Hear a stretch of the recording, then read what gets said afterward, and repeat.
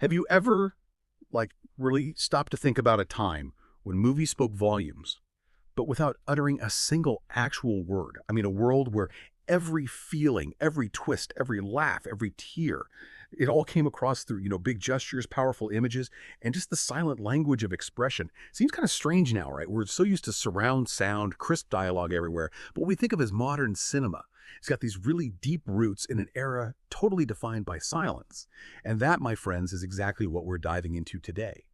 Our mission is, well, to take a real deep dive into the silent film era. It's a truly foundational period in movie history, and it lasted, get this, almost a third of all film history. It's huge. So we're going to unpack the innovative techniques, explore the amazing stars who became global icons, and look at the groundbreaking business practices that came out of this time. Ultimately, we want to understand how all these early innovations are still shaping the films we watch today.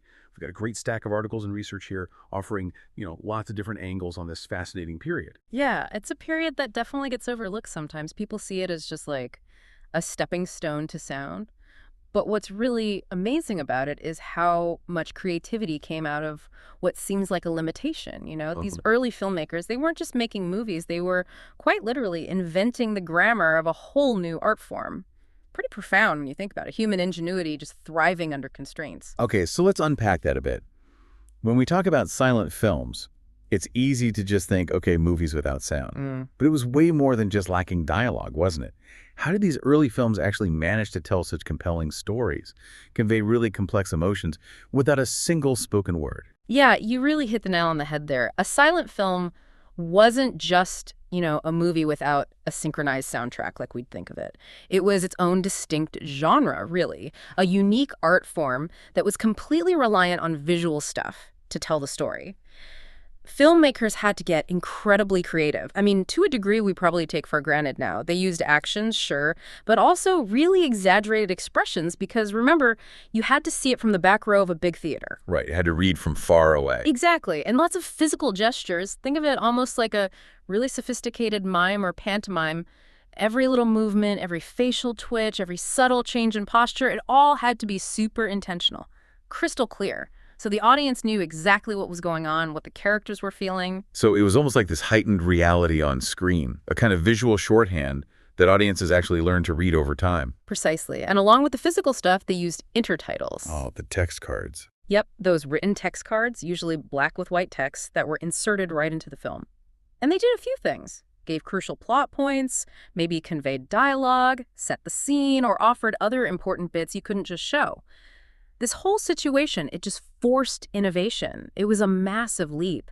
It really made filmmakers think beyond, how theater worked or how novels worked. They couldn't just lean on dialogue or pages of narration. They had to explore a purely visual language. How do you get mood across? Or character depth? Or intricate plot twists when nobody's talking?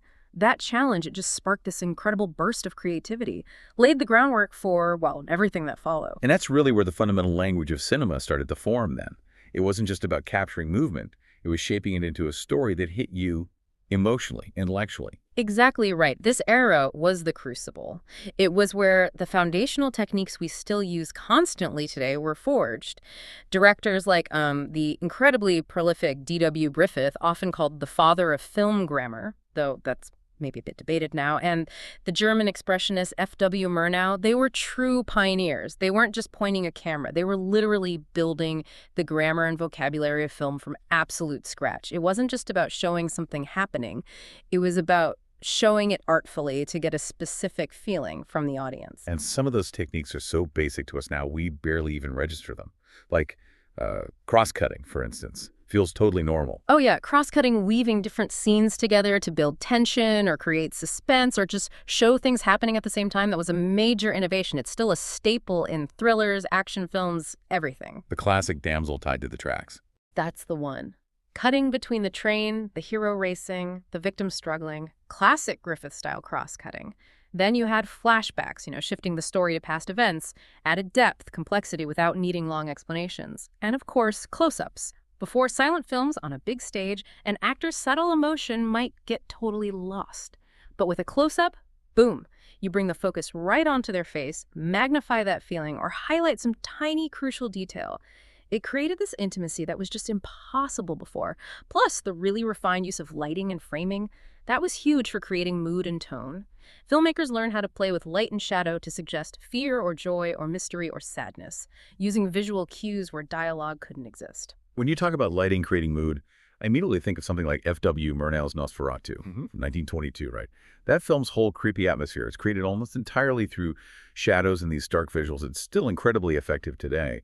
How revolutionary was that use of lighting back then, and how did it, set the stage for horror films later on? Nosferatu is such a perfect example of silent film's visual power. Murnau and his cinematographer Fritz Arno Wagner, they didn't just show you a vampire, they evoked terror through the visual language itself. Those long stretching shadows of Count Orlok, his weird skeletal figure just appearing out of the darkness. So creepy. Totally. It was a masterclass in using light and composition to create horror. And it was profoundly revolutionary because it went beyond just filming an actor. It used the entire frame, the interplay of light and dark, to create this whole emotional and psychological experience for the viewer. It didn't just set the stage for horror, it established a fundamental principle. Even when sound came along, visuals are still absolutely paramount in film. These visual innovations, they were just monumental, pushed the boundaries of storytelling in ways nobody had imagined, and they really established the foundation for how films speak, even now, in the age of sound. But, okay, it wasn't just actors moving around in quiet rooms, was it? Even without synchronized sound, films weren't actually silent. That name is almost a bit misleading, isn't it? Oh, absolutely. Yeah, the term silent film can definitely be misleading. These films were almost never shown in complete silence. They were pretty much universally accompanied by live music. In smaller theaters, maybe you just have a pianist or an organist. Often they'd improvise or play from sheet music, specifically designed to match the film's mood. Mood music, basically. Exactly. But in the bigger, more lavish movie palaces, you could find full orchestras playing these elaborate scores, sometimes specially composed just for that film. And this live music, it was absolutely critical. It wasn't just background noise, not at all. It dramatically enhanced the emotional tone. It guided the audience's reactions, ramped up the suspense, underscored the comedy. It became totally central to the whole experience. The music essentially filled in the emotional gaps that dialogue would later occupy. It really shaped how you felt watching the film. So yeah, not just a quiet room, it was a whole sensory experience, really anticipating what would become the integral film score that we expect today. It's fascinating how that core idea, music enhancing the cinematic experience, just carried right over into the talkie era and is still so central. Defines the emotional journey of almost every movie we see. And ironically, the very visual nature of silent films, it had this incredibly unifying global impact. Yeah. Because they didn't rely on spoken language, they just naturally transcended language barriers. Ah, that makes sense. Yeah. It established this kind of universal visual language that audiences from, New York to Tokyo could understand. And that accessibility, it allowed cinema to become this global cultural force super rapidly, paved the way for Hollywood's eventual, massive global dominance. People everywhere could connect with the stories, the emotions on screen. And with that global reach, you get the rise of a totally new kind of celebrity. The film star. Suddenly, actors weren't just like anonymous people in a theater company. They became these huge personalities. Their faces recognized all over the world, totally linked with the films they were in. This star system was born, right? Became this powerful commercial engine that just massively boosted the whole film industry's viability and appeal. Absolutely. And when you talk about the rise of stars and really industry titans, two names just immediately jump out. Mary Pickford and Charlie Chaplin. These weren't just performers. They were incredibly shrewd business people, major creative forces, and genuine pioneers. Take Mary Pickford. Born Gladys Louise Smith in Toronto, Canada, 1892. She started her film career in 1909. But her path to stardom, it was anything but glamorous at the beginning. Right. Her early life involved these really tough tours across the U.S. and like dirt-poor theater companies, sometimes doing third-rate plays. It's genuinely hard to picture that kind of struggle leading to her becoming America's sweetheart and this unprecedented business powerhouse, basically controlling her own empire. It's quite a story. Yeah. During that time, 1907, David Belasco, a big Broadway producer, insisted Gladys Smith use the stage name Mary Pickford, a name that obviously would become world famous. A really key moment came in 1909. She screen tested for D.W. Griffith at the Biograph Company. Griffith was immediately impressed. He saw this natural talent. She very quickly figured out that movie acting was simpler, less stylized, more natural than the really exaggerated stuff needed for the stage. Okay. And get this, While most Biograph actors were making maybe $5 a day, Griffith, after just one day watching her, agreed to pay her $10 a day, with a guaranteed $40 a week. Wow, double. Yeah, a huge raise back then, and a clear sign of just how valuable he saw her right off the bat. That's a pretty big jump. And she was incredibly versatile too, wasn't she? In those early Biograph roles, she played everything from like innocent moms and sweet young things to weathered old charwomen and even a prostitute. She wasn't afraid to tackle diverse, challenging parts. Her range was really impressive, yeah, which only made her more appealing. She actually left Biograph in late 1910, looking for more creative and financial control, funnily enough. But she came back to work with Griffith in 1912, which shows the mutual respect they had. And during that time, she famously introduced Dorothy and Lillian Gish to him, two other actresses who became huge silent stars themselves. By 1913, Pickford made the call. She was working exclusively in film. She saw the immense potential there. Her work in popular comedy dramas like In the Bishop's Carriage and Caprice, and especially Hearts Adrift in 1914, just made audiences adore her. Hearts Adrift was so popular, it was actually the first time her name was put prominently above the title on movie marquees. That was groundbreaking. Really? Just her name? Just her name. And based on its profits and rave reviews, she immediately asked for and got another big pay raise. Incredible. And then Tess of the Storm Country, just 5 weeks later, apparently cemented her status. Biographer Kevin Brownlow said it sent her career into orbit and made her the most popular actress in America, if not the world. Her films were just box office gold. Her stardom just kept climbing, and so did her leverage. By June 1916, Pickford signed this new contract with Adolf Zukor, who was head of famous Players Lasky that later became Paramount Pictures. And this contract was truly unprecedented. For any actor, let alone an actress back then, it gave her full authority over the production of her films, complete creative control. That was unheard of for talent at the time. Wow. On top of that, she got a record-breaking salary, $10,000 a week. $10,000 a week in 1916. Yep. And on top of that, her compensation included half 50% of a film's profits with a guaranteed total of $1.04 million. Whoa. Which translates to like almost $23 million today. It made her the first actress to sign a $1 million contract. She wasn't just an employee anymore. She was also vice president of the newly formed Pickford Film Corporation. So she wasn't just a star. She was a genuine powerhouse, demanding terms that were just completely off the charts at the time. What did that level of financial and creative control actually mean for a woman in this brand new, mostly male-run industry like Hollywood? Yeah. She was a real industry disruptor, wasn't she? Paving the way for talent to control their own careers. Yeah, if you connect this to the bigger picture, Mary Pickford wasn't just an actress. She was a true industry disruptor. She challenged the existing power structures, set entirely new precedents for creative freedom, financial independence. Her public image, fragility and innocence, it definitely hid this fiercely intelligent and incredibly shrewd businesswoman. She demanded and got the power to oversee every single part of her films, hiring talent, crew, overseeing the script, the shooting, editing, the final release, everything. Like her own mini studio. Exactly. She was essentially her own studio within a larger company. Yeah. And notably, she refused block booking. That practice again. Yep. That common, often exploitative practice where studios force theaters to show a whole bundle of films, good and bad, just to get the one hit. Her films were distributed singly through a special unit called Artcraft, ensured her quality work stood on its own. And her business sense went way beyond just her own movies. She played this huge role, often kind of underestimated, in shaping Hollywood's basic infrastructure. She certainly did. In 1919, maybe her most impactful business move ever, she co-founded United Artists. This is Chaplin, right? With Chaplin, Douglas Fairbanks, and D.W. Griffith. It was a radical move for the time, revolutionary almost. They created a distribution-only company specifically designed to give independent producers more control over their work, letting them bypass the dominant studio system. It was a huge statement of artistic independence. And then in 1927, she was one of the original 36 founders of the Academy of Motion Picture Arts and Sciences, the Oscars people, showed her commitment to the industry's artistic and professional standards long term.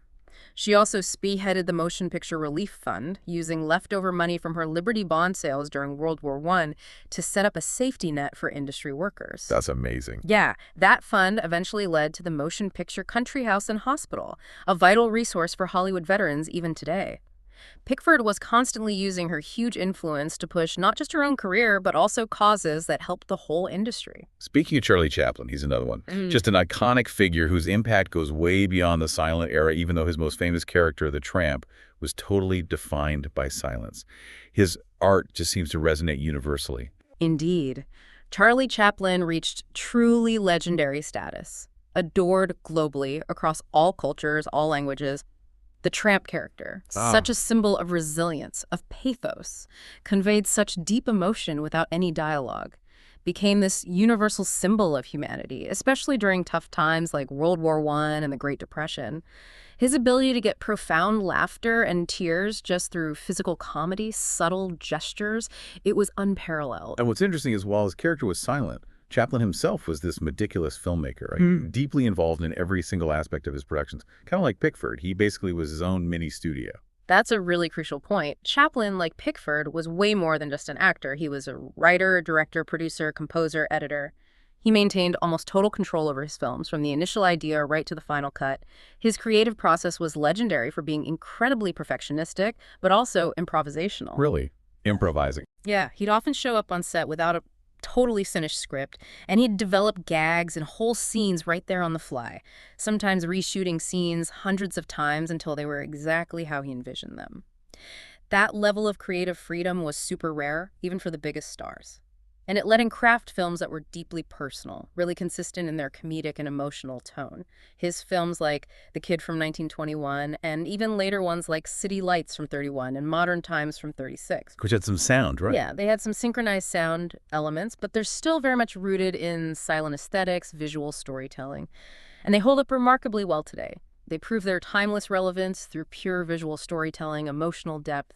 Shows that profound stories don't always need words. It's just amazing how these stars, through sheer talent, creative vision, and serious business smarts, really helped build the studio system that defined Hollywood for decades. They weren't just products of the system, they were architects of it. Yeah, the rise of these powerful stars and just the undeniable commercial success of movies led directly to what we now call the studio system.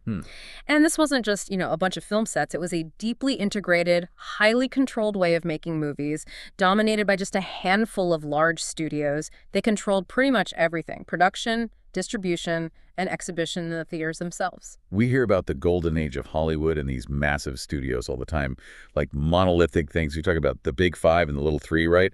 Sounds like giants. That's exactly right. The big five were Metro-Goldwyn-Mayer, so MGM, Paramount Pictures, Warner Bros., 20th Central Fox, and RKO Radio Pictures. These were the true behemoths. Dominated everything. Then you had the little three, still big players, but maybe operating on a slightly smaller scale: Columbia Pictures, Universal Pictures, and our friends at United Artists. Now, the key to the Big Five's immense power, what made them so dominant in that golden age, roughly 27 to 48, was something called vertical integration. Vertical integration, okay. Yeah. Basically, they owned the production facilities, the sound stages, the backlots, wardrobe, props, everything needed to make the movies. They owned the distribution arms, controlling how films got to theaters. And crucially, they owned huge chains of movie theaters all across the country. Well, they owned the theaters, too. Big time. This guaranteed them screens for their films. It basically guaranteed sales and made it really hard for independent competition to get a foothold. So they control the entire pipeline, from the moment an idea popped up to the moment you saw it on screen, like an industrial assembly line for dreams almost. Exactly. It gave them immense stability, immense control, a guaranteed market for whatever they produced. They could churn out films with incredible efficiency. And what's fascinating is that Hollywood's success actually grew significantly during the Great Depression. Really? During the Depression? Yeah. Films offered this desperately needed escape from, personal hardship, economic disaster.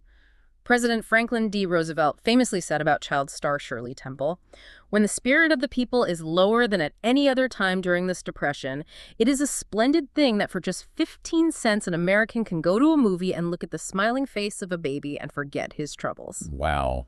That really sums it up. Doesn't it? It just perfectly captures how profoundly important movies were culturally back then. That really highlights it. And by 1939, there were an astonishing 15,000 movie theaters in the U.S., which apparently was more than the number of banks. And studios were pumping out an incredible number of films, like Up to 70 titles a year each, just a constant stream of entertainment. And this incredible output was often supported by the controversial practice we mentioned, block booking. Right, the bundling. Exactly. It was a system where studios sold multiple films to a theater as a single unit, like a package deal. A standard unit, especially by the 1940s, might typically include just one really strong, appealing film, the one the theater really wanted, and the rest would be a mix of, like, A-budget pictures of maybe lesser quality and B movies, which were often made super quickly on lower budgets. Okay, here's where it gets really interesting. The business side of making movies was just as dramatic and sometimes as, well, exploitative as the movies themselves. So theaters were basically forced to take a whole bunch of films they might not even want just to get the one blockbuster they needed to draw crowds. Precisely. It was pretty much a take-it-or-leave-it deal for many theater owners, especially the smaller independent ones. It guaranteed distribution for even the studio's weaker films. As Life magazine put it, looking back in 1957, it wasn't good entertainment and it wasn't art, and most of the movies produced had a uniform mediocrity, but they were also uniformly profitable. The million-dollar mediocrity was the very backbone of Hollywood. But in million-dollar mediocrity. Yeah. So this system, while great financially for the studios, certainly didn't always prioritize artistic excellence across the board. But United Artists, the one co-founded by Pickford and Chaplin, that was a bit different, wasn't it? It wasn't vertically integrated like the Big Five. Seems like it was set up as a kind of alternative model. That's a really crucial distinction, yeah. And it shows the foresight of the founders. United Artists was purely a distribution company. It was created specifically to break away from that traditional studio system mold. It offered independent film producers access to screens, sometimes its own, sometimes by renting temporarily unbooked theaters from others.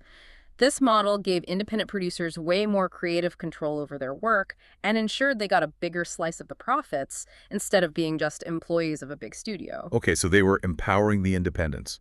Exactly. Mary Pickford herself set up the Mary Pickford Company just to produce films for UA.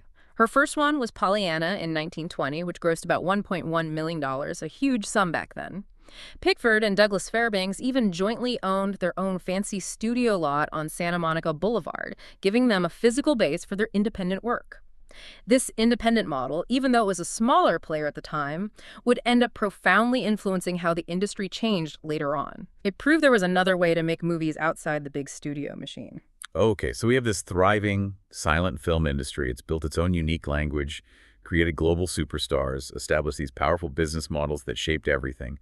Then, almost overnight it seems, 1927 rolls around, everything changes. The jazz singer arrives, introduces synchronized dialogue, and just completely alters the landscape. That famous line, wait a minute, you ain't heard nothing yet, must feel like an earthquake, like a prophecy of what was coming. Oh, it was a monumental game changer. Sent absolute shockwaves through Hollywood. The Jazz Singer with Al Jolson wasn't actually the very first film with synchronized sound, but it was the first really commercially successful talkie that had synchronized dialogue segments. Ah, the dialogue was key. Exactly. It proved undeniably that sound was the future of movies. Audiences were instantly hooked. Their tastes changed incredibly fast. They wanted more immersive, more realistic experiences, which, raises an important question. While it seems like a clear technological step forward, an inevitable progression, what were the immediate, often really painful challenges and consequences for the existing industry, the infrastructure, and especially for its established stars? I can just imagine. So many filmmakers and actors must have been initially resistant, maybe even scared. They'd spent years perfecting this visually sophisticated art form. Their entire craft was built around expressing everything without words. They absolutely were, and you could feel the apprehension. Many really feared it would compromise the artistry of cinema, turn these sophisticated visual stories into just like photograph stage plays. Mary Pickford herself famously really underestimated its impact. She had that famous quote, "Adding sound to movies would be like putting lipstick on the Venus de Milo." Wow. That really says it all. Doesn't it? It perfectly captures that mix of anxiety, artistic purism, maybe a bit of denial within the industry. It was a direct threat to the established way of doing things and to a skill set people had spent decades honing. And for so many silent film stars, even the biggest ones, the transition to sound meant the end of their careers. Just like that. Maybe their voices didn't record well, or their acting style was just too big, too broad for the intimacy of sound recording. Mary Pickford, for instance, she made her first talkie, Coquette, in 1929. just 2 years after the jazz singer. She even famously cut off her iconic long curls, those ringlets, into a fashionable 1920s bob for the role. Made front-page news. That haircut was a massive symbolic move.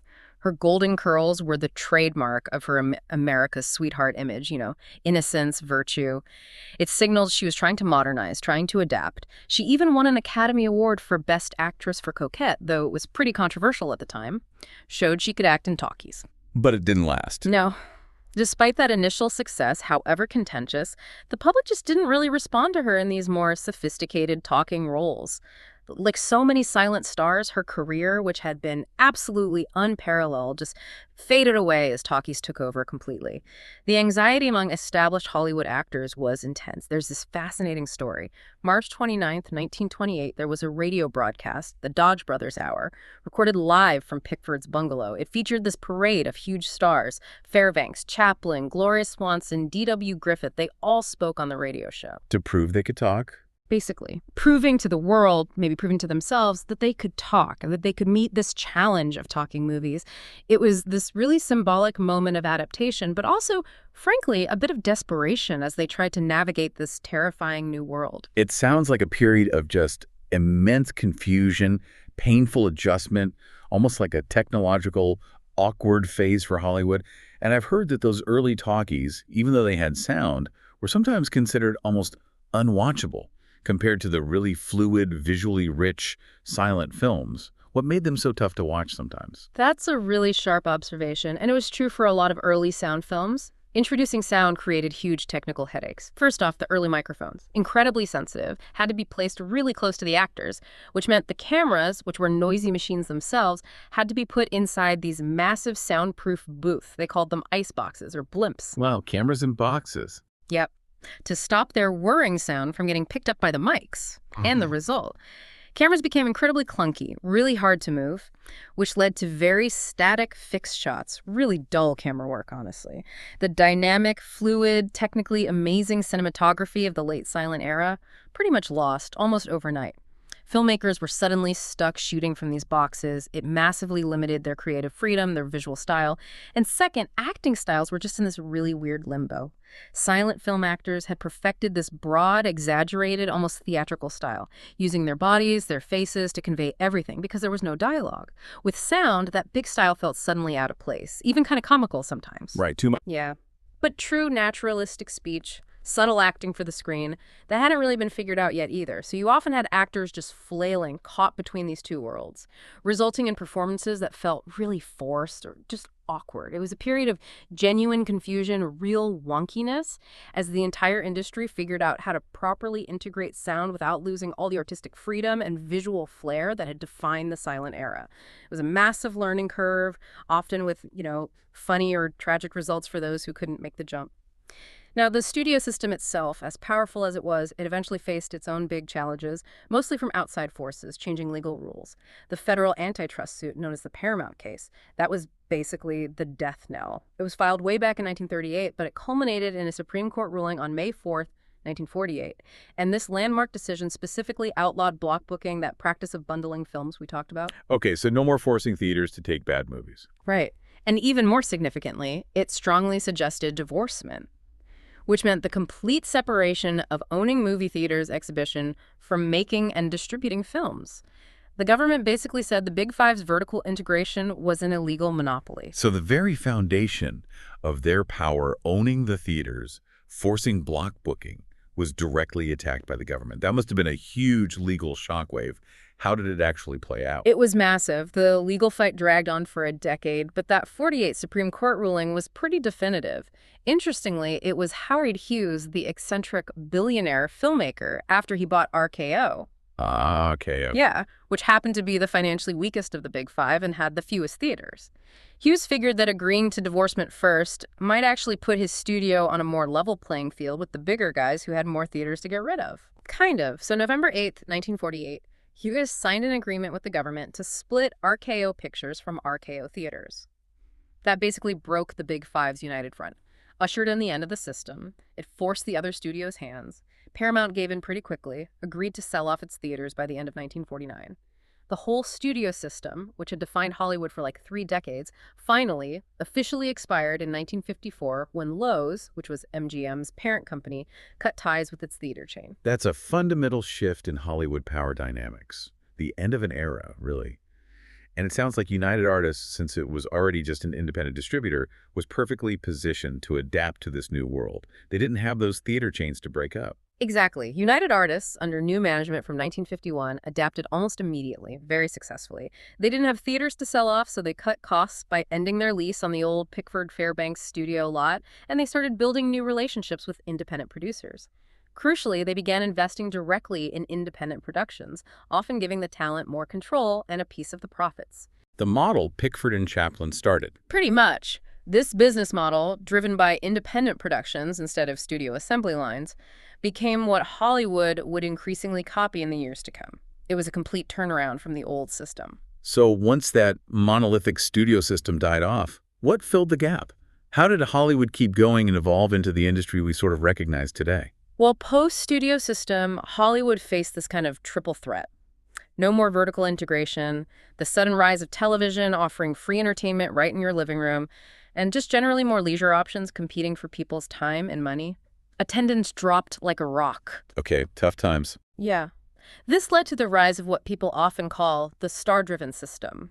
Financial backers, the people putting up the money, increasingly demanded top-tier actors, big-name directors, proven writers for projects. Why? To reduce the huge financial risk, instead of just signing long-term studio contracts, stars like Cary Grant started demanding percentages of the profits or even percentages of the gross revenue, not just flat salaries. Grant, for example, apparently got over $700,000 for Touch a Thief just from his 10% cut of the film's gross. A massive amount of money back then. That's like over $6 million today. Mm-hmm. So this shift totally changed the economics, gave immense power to the creative talent, and especially their agents who could negotiate these incredible deals. I guess this led directly to independent producers making like half of all American films by 1957. Precisely. It was a huge shift of power, in a way. Talent became king, and agents became the powerful kingmakers. But even with all these massive revolutionary changes sound, the end of the studio system, the rise of stars, the enduring legacy of the silent film era is just unmistakable. Its DNA is woven into pretty much everything we see on screen today. So what does this all mean for us, the audience watching movies now? The silent film era wasn't just some dusty historical footnote, it was the entire foundation. It truly was. So many silent film techniques continue to profoundly influence modern filmmaking. Think about editing techniques like montage theory, pioneered by Sergei Eisenstein in films like Battleship Potemkin back in 1925. With the quick cuts.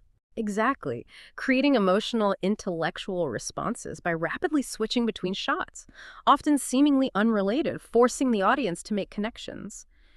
Fritz Lang also developed hugely influential editing styles that people still study. The whole visual nature of cinema, the art of composition, framing, mise en scène, arranging everything in the frame to convey meaning. All of that has its roots firmly planted in silent film. Every time a director uses a close-up to show emotion or cross-cutting to build tension, or relies on dramatic lighting to set a mood, they are directly building on the foundations laid down by those silent film pioneers.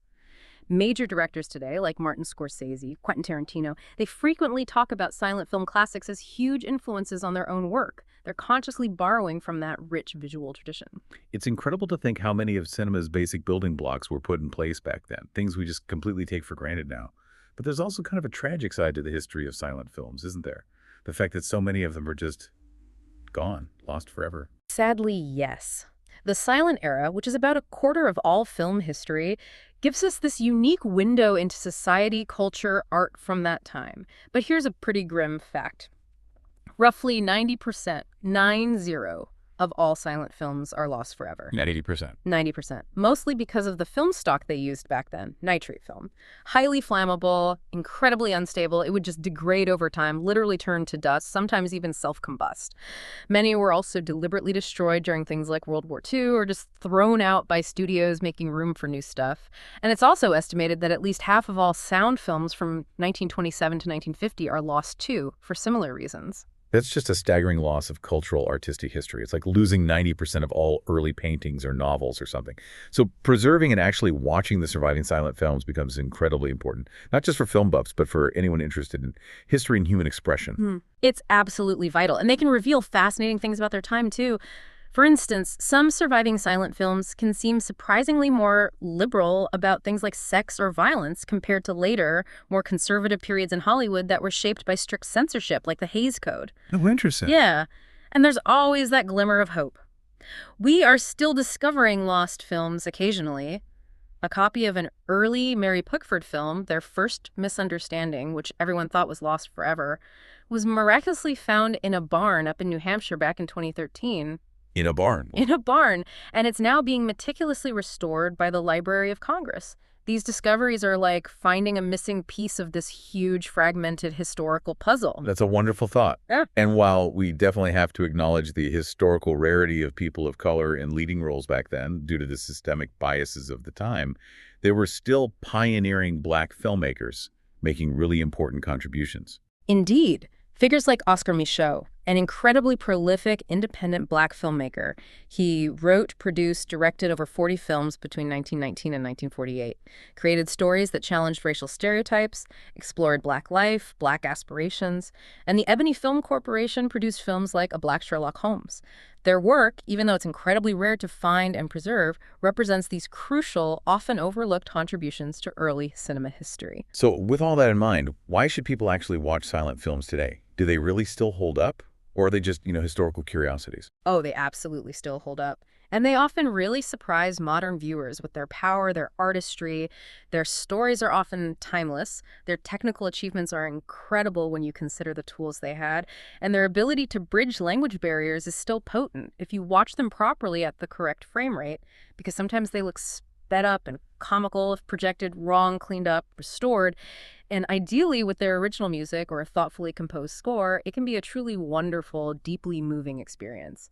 I'd highly recommend classics that really show their artistry. Fritz Lang's Metropolis for just its mind-blowing scale and vision. F.W. Murnau's Nosferatu for that eerie, unsettling atmosphere made purely with visuals. Yeah, we talked about that one. Carl Theodor Dreyer's The Passion of Joan of Arc, especially for Renée Falconetti's acting. It's maybe one of the greatest performances ever filmed, and it's pioneering close-up cinematography that just captures every ounce of emotion. Then there's Buster Keaton's The General for its incredible action, amazing stunts, comedic genius. F.W. Murnau's Sunrise, A Song of Two Humans for its visual poetry, its profound emotional depth. Okay, great list. Other fantastic places to start are The Cabinet of Dr. Caligari for its wild, expressionistic design, Sherlock Jr. for its brilliant meta-cinematic tricks, and Georges Méliès' A Trip to the Moon for its sheer imaginative special effects that still charm you today. #outro. So we've really journeyed through the foundational role silent films played in developing the actual language of cinema, right? From visual storytelling techniques like cross-cutting, the close-up, to the absolutely crucial, often forgotten role of live music. We've seen how trailblazing stars like Mary Pickford and Charlie Chaplin weren't just artists captivating audiences, they were also incredibly sharp business moguls, actively shaping the industry from the inside. Their innovations, their entrepreneurial spirit, they laid the groundwork for the Hollywood studio system, and kind of paradoxically also for the independent models that are thriving today. Understanding this era is really more than just like historical trivia. It feels absolutely crucial for appreciating the whole history, the whole evolution of film. When you watch a modern movie now, you can really see the DNA of it embedded in those early, powerful, often really moving silent stories. It's like finding the blueprint for the entire art form. And maybe as we close out this deep dive, here's something to think about. How did those constraints, the seeming limitation of silence, actually force this unparalleled creativity in visual storytelling, led filmmakers to invent a whole new grammar of expression? Is it possible that the very silence of early cinema, because it demanded such ingenuity, such universal visual communication, does it in fact speak louder, maybe with more enduring power in some ways, than the constant noise and chatter of today's hyper-dialogue-driven world? What can that era of kind of visual purity still teach us about the pure art of telling a story?